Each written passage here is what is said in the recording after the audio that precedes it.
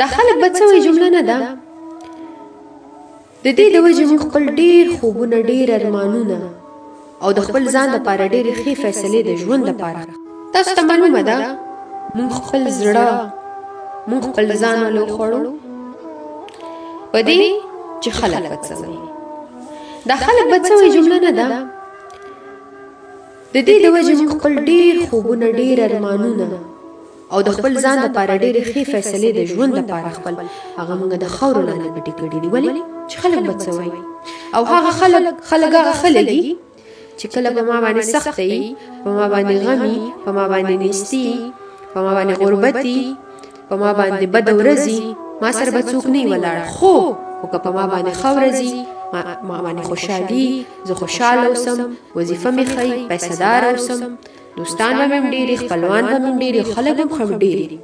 خو په بده ورځ کې څوک هم در سره نه وي. خو موږ به بیا هم د خلکو پروا ساتو چې خلک به څه وایي. د دې فکر، د دې سوچ نه راووځئ. دا ژوند ستاسو دی، دا ژوند زمونږ دی، ډېر ورکوټی ژوند ده. په ژوند کې هغه خلکو ته اهمیت ورکوئ چې څوک درته اهمیت درکوي. په ژوند کې هغه خلکو ته مینه ورکوئ چې څوک درته مینه درکوي. د انسان خپل عزت دی، د انسان خپل عزت نفسي، د انسان په کار ده لکه په ژوند کې چې انسان اول د ځان سره مینه وکړي، انسان اول د ځان ووري، انسان اول د خپل زړه ووري، بیا د بل ووري. که پروا ساتې د هغه انسان پروا وساته څوک چې ستا پروا ساتي. د هر چا پروا مه ساته. ژوند کې هر چا ته اهمیت مه ورکوه. بیا به د حالت څه وي، بیا به ځې د کوټې په یو کونج کې به ناست او ژاړې. دا به ستا انجام وي. زندګۍ کې چاته ځان تسلیم مه کوئ. په ژوند کې چاته ځان مه تسلیموئ.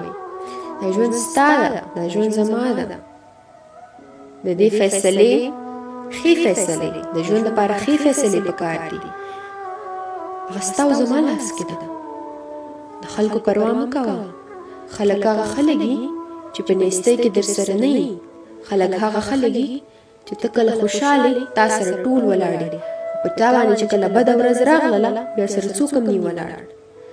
زړه ځان خوړل د خلکو دپاره چې کله موږ دا پرېږدو، موږ به مخکې ځو، موږ به ترقي کوو، موږ به پرمختګ کوو، موږ به خوشحاله یو. ځان د بل چا دپاره مه خورئ. خوشحاله ځان ساتئ.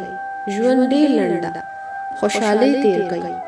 د هغه خلکو پروا وکړئ څوک چې ستاسو پروا کوي.